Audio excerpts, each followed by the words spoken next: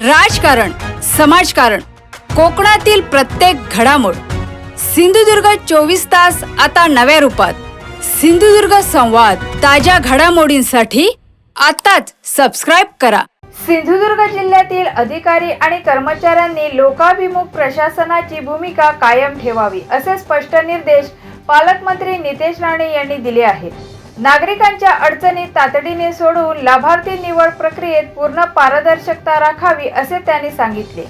दुर्गम भागात गरजेनुसार ऑफलाईन सुविधाही उपलब्ध करून देण्याची ग्वाही त्यांनी दिली.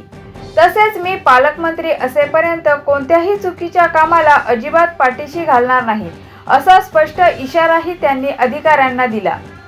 महाराज समाधान अभियान हे आमचे राज्याचे महसूल मंत्री बावनकुळे साहेबांच्या नेतृत्वात आणि मार्गदर्शनात राज्याच्या प्रत्येक जिल्ह्यात प्रत्येक विधानसभा मतदारसंघामध्ये आयोजित करण्यात आलेलं होतं. तेच आज आमच्या सिंधुदुर्ग जिल्ह्यामध्ये तिन्ही मतदारसंघामध्ये आज पार पडत आहे. इथे माझ्या उपस्थितीमध्ये मतदारसंघामध्ये पार पडलेलं आहे.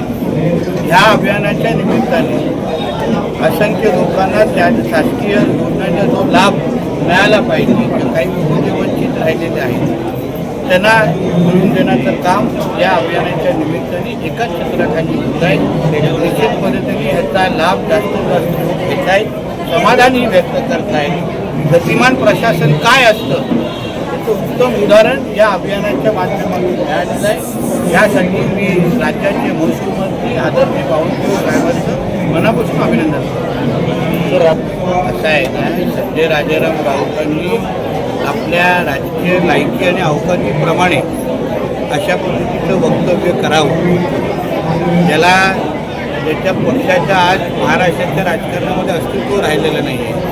जो बाळासाहेब ठाकरेंचा आणि उद्धव ठाकरेजींचा झाला नाही, त्यांनी काय एवढ्या आमच्या देशाच्या गृहमंत्र्यांवर बोलण्याची हिंमत पण करू नये.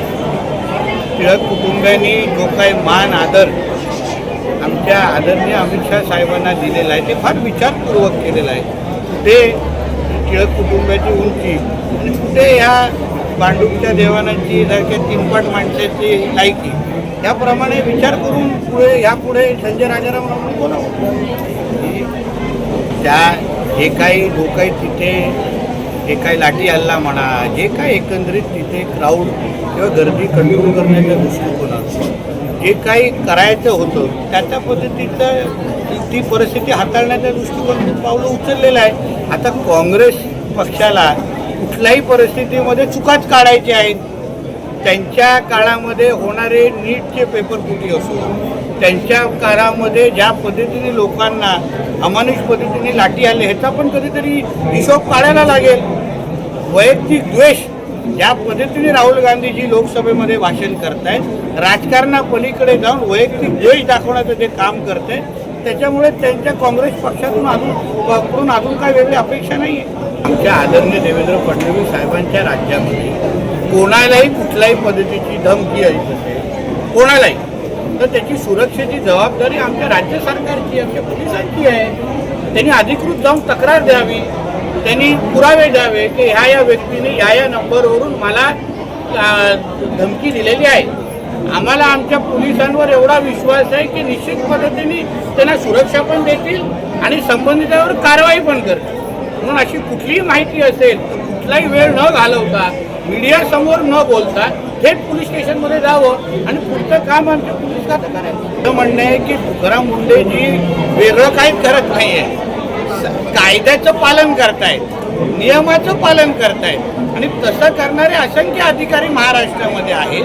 आणि तेच शासन म्हणून, मंत्री म्हणून, राज्याचे प्रमुख म्हणून देवेंद्र फडणवीसजींना तेच अभिप्रेत आहे की प्रत्येकाने तुकाराम मुंडेजी जे काही GR वाचतात आणि अंमलबजावणी करतात, कायद्याचं पालन करतात, तसं प्रत्येक जिल्ह्यामध्ये काम करणारे असंख्य चांगले अधिकारी आहेत. त्यांच्यामुळेच आज राज्याला एक प्रगतशील राज्य म्हणून आमच्या महाराष्ट्राला ओळख मिळालेली आहे.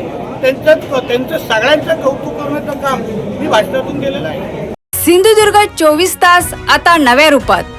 सिंधुदुर्ग संवाद, ताज्या घडामोडींसाठी आताच सबस्क्राइब करा.